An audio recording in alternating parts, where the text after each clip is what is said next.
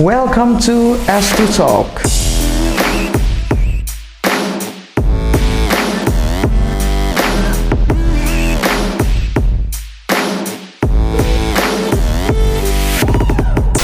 Oke, assalamualaikum warahmatullahi wabarakatuh teman-teman semuanya. Apa kabar nih semuanya? Terima kasih banyak buat kalian yang udah nonton di video-video gue yang kemarin. Alhamdulillah responnya bagus banget. Gue jadi semangat untuk bikin video lagi. Alhamdulillah. Thank you banget buat kalian.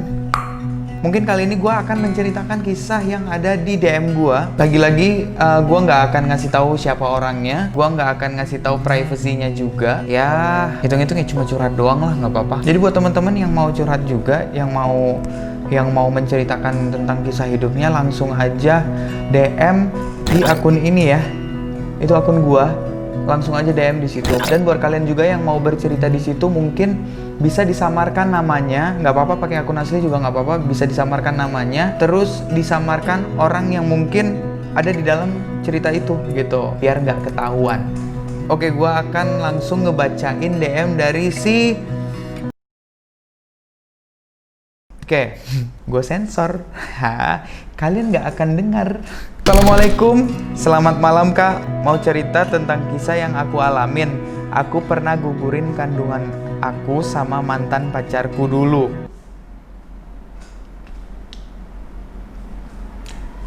Oke, langsung cerita aja ya kak. Berarti tadi intinya dong. Ya udah deh, nggak apa-apa. Langsung cerita aja ya kak. Aku kenal cowok ini 2014. Dia itu kakak kelas aku, namanya. Dulu aku sebatas adik kakak, ketemu gede karena dulu dia punya doi. 2017 berlalu, bulan Juni dia notice aku dan di situ kita deket dan chat sama dia. Dia antar jemput aku kerja, sampai akhirnya kita jadian. Selepas jadian itu banyak banget yang nge-DM aku dan bahkan ngebully aku karena pacaran sama dia, nyebut aku pelakor. Padahal mah belum nikah, udah sebut aku pelakor kan ngakak. Ya biasalah, namanya juga Indonesia. Pelakor itu kan harusnya disebut ketika lu udah punya istri ataupun lu udah punya suami. Tapi di Indonesia ini kan lu pacaran aja terus lu ngerebut pacar orang tuh disebutnya pelakor gitu. Apaan sih? Aku udah terbuka banget sama dia, termasuk tentang aku pernah ngelakuin hal intim dengan mantanku yang pernah dulu sebelum dia. Awalnya sih aku sama dia bahkan gak berani untuk sekedar kiss, tapi malam itu kerjaanku. Oh mungkin, oke, ini titik komanya perlu diperhatikan. Buat teman-teman yang mau cerita juga, perhatikan titik komanya. Ketika mau closingan, aku takut lalu minta ditemenin ke lantai 2 untuk closing. Dia peluk aku dari belakang dan kita terbawa suasana sampai akhirnya dia minta maaf. Emang kalian ngapain? Kok gue nggak ngerti ya? Aku dan dia sama-sama punya masa lalu yang buruk kak. Dia pun pernah ngelakuin hal intim sama mantannya. Aku dan dia karena sama-sama pernah, pulang kerja aku main ke kos teman. Pas teman aku udah tidur, nggak tahu hasrat itu datang lagi dan sampai kita ngelakuin itu untuk pertama kalinya. Jadi lu pas closingan terus dia temenin lu di lantai 2, ngapain? Ya bener, gua nggak ngerti apa. Ngomong tuh langsung gitu, gua nggak ngerti yang kayak gini-gini. Kita mutusin untuk kos bareng kak. Hampir setiap hari aku sama dia ngelakuin hubungan intim. Sampai pada akhirnya aku telat head 6 minggu. Emang kalau head tuh berapa minggu sih? Gimana sih rulesnya, gue nggak tahu. Dan di situ pula cowokku selingkuh. Aku udah sempet putusin dia tapi dia janji nggak melakukan hal itu lagi. Aku sama dia udah cemas karena pas di tespek emang garis 2. Tapi yang awalnya buram, aku mikir, oh nggak apa-apa. Kali ini nggak bahaya, aku cuma telat 6 bulan, telat 6 minggu. Menurut kalian itu worth it nggak sih? Gue nggak tahu, ajarin gue ya. Tapi cowokku lebih tahu. Pulang kerja jam 10 malam, aku dikasih minuman kayak kunyit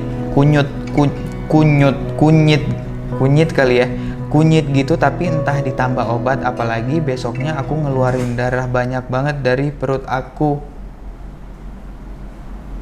Iya, makasih Bi. Bentar ya Bi. Aku ke dokter sendiri tanpa dia karena dia kerja. Dan ternyata emang benar aku keguguran gara-gara minum obat itu. Berarti lo nggak mau ngegugurin kandungan lu nih ya. Berarti cowok lu yang mau menggugurkan kandungan lo gitu. Gua nangkepnya sih gitu. Ya, bener kan? Dengan hati kecewa, aku pulang ke kos selama 2 minggu. Aku pulang ke kos selama 2 minggu. Kan lu ngekos nih sama cowok lu. Terus lu pulang ke kos dalam 2 minggu. Mungkin maksudnya pulang ke rumah kali ya. Oke, kita anggapnya seperti itu ya. Selama 2 minggu aku nggak pulang ke rumah. Selama 2 minggu aku nggak pulang ke rumah karena takut ketahuan orang tua. Oh, berarti lo selama di kos, mungkin lo pulang ngekos. Terus ketika lo takut nih, berarti lo nggak pulang ke rumah selama 2 minggu karena lo takut. Oke, gua paham. Setelah aku ngobrol sama doi, aku tanya kenapa tega dia bilang dia belum siap. Dia nggak mau nikah, sederhana. Dia nggak mau nikah karena hamil duluan. Cowok lu bego banget sih. Ya, lu udah bertanggung jawab dong. Lu udah ngelakuin, terus lu bertanggung jawab dong. Gimana sih cowok lu? Ya, kalau lu nggak mau hamil duluan, kalau cowok lu nggak mau hamil duluan, ya jangan segini papap gitu loh maksudnya. Kan udah terjadi nih, terus cowok lu nggak mau nikah kalau hamil duluan. Cowok lu brengsek.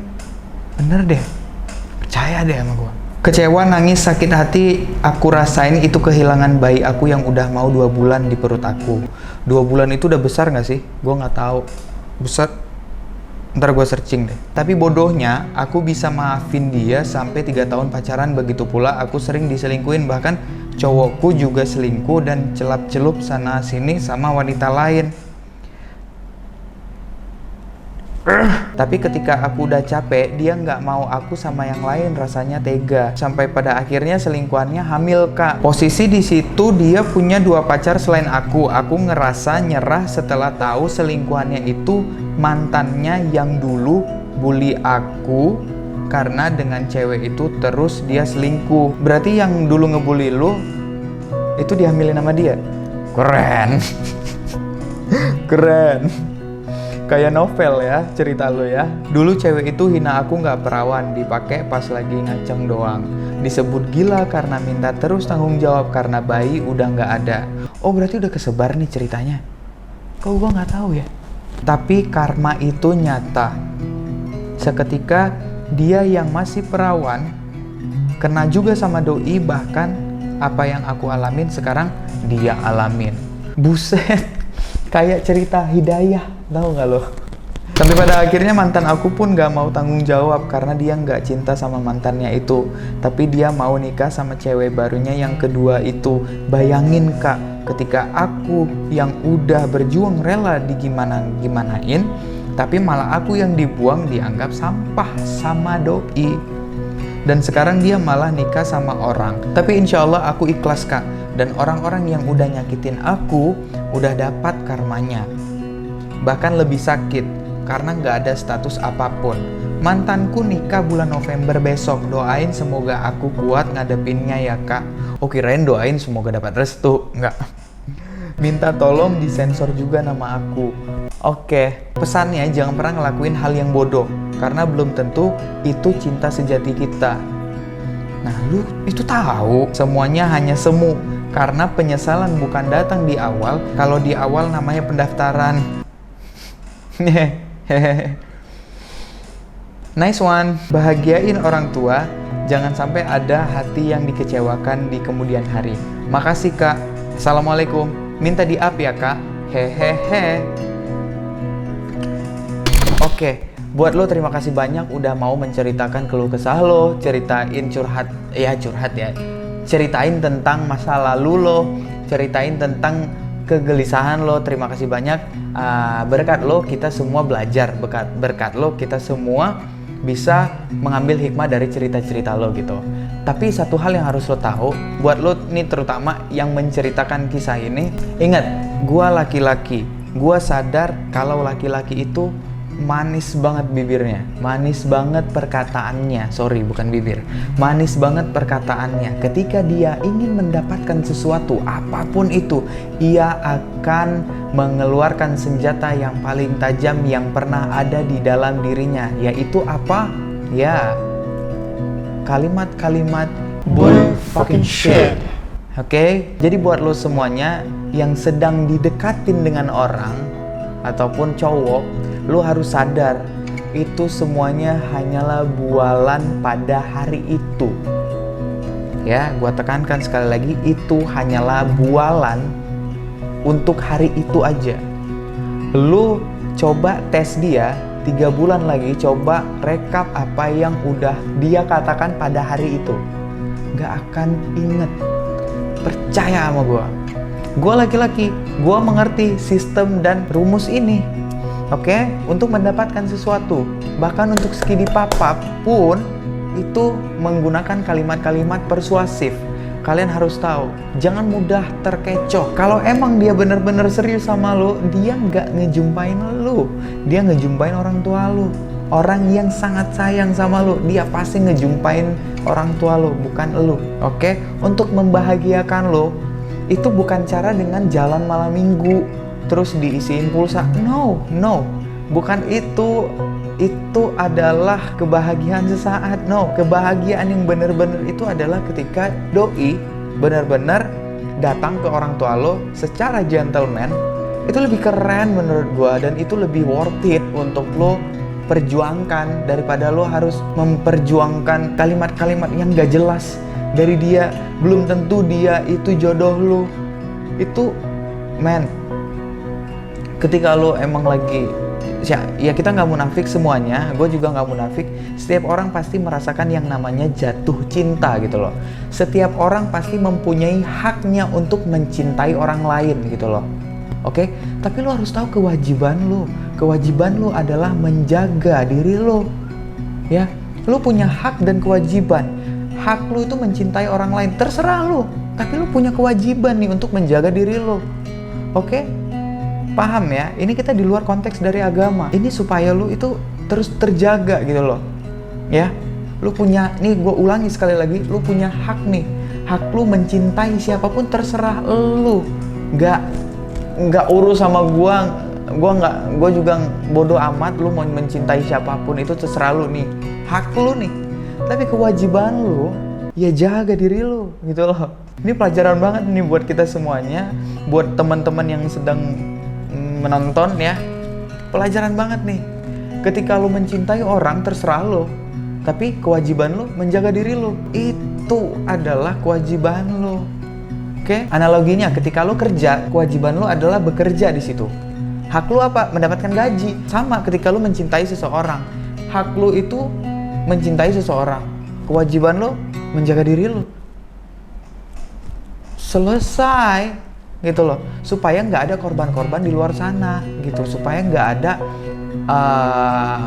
galau-galau yang sampai mengorbankan hal-hal intim tadi. Ya terserah lu mau intim sama orang, terserah lu gitu loh. Lu meski dipapa sama orang ini itu, tapi ingat jangan nyesel gitu loh ya. Kalau lu mau ya jangan nyesel gitu, jangan galau, jangan ngeluh. Ya lu mau ya udah gitu. Tapi kalau akhirnya lu ngeluh, lu nyesel, apaan sih? Lu enak di depan terus lu ngeluh, ngapain gitu? Jelek, nggak keren gitu loh. Kalau lu emang mau ya udah gitu, tapi jangan nyesel. Ya, jangan takut sama dosa tuh, udah dosa terus, udah bodo amat. Hancur diri lu, hancur gitu.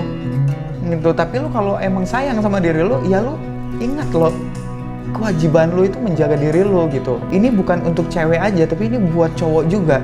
Lu cowok, gua jangan hancurin kok gini sih cowok, jangan ngancurin hidup perempuan.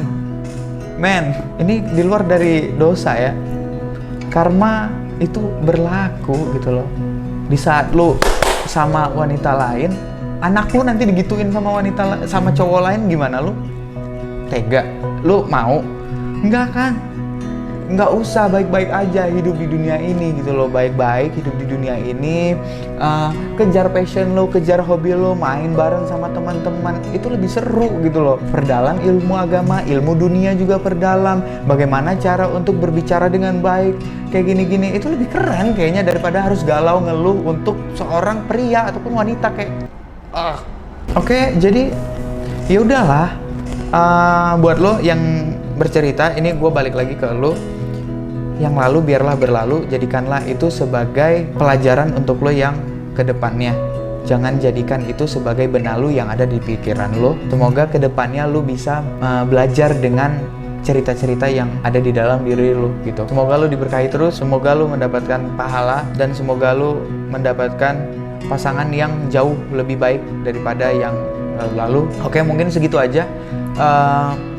Ya, ingatlah pesan gue, maksudnya jangan untuk cewek dan cowok kita bareng-bareng nih, jangan saling menyakiti gitu loh. Menyakiti dalam hal lo, dia tuh korban gua, dia tuh korban gua, atau si cewek, gua tuh korban dia, itu gua tuh korban dia, kayak nggak seru, men.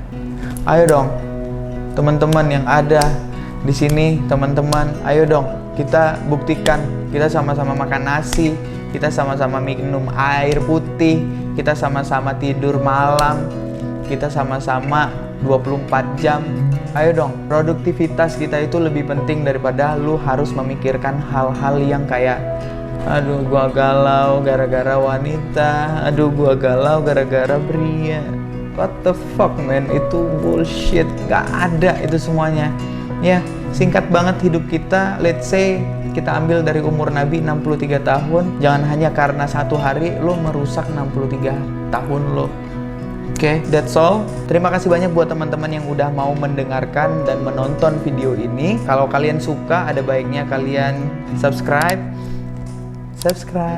Jangan lupa di like juga kalau emang video ini sangat bermanfaat buat kalian. Dan jangan lupa juga ketika emang gua mempunyai kesalahan, mohon dikritik, mohon diberikan saran di kolom komentar. Dan satu lagi, apabila video ini emang benar-benar bermanfaat buat kalian, buat teman-teman kalian, buat saudara kalian, jangan lupa di-share ya.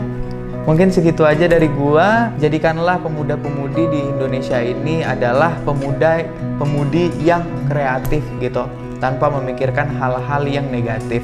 Wow, keren. Ini nih kalimatnya. Oke, terima kasih banyak buat teman-teman. Gua Estu. Assalamualaikum.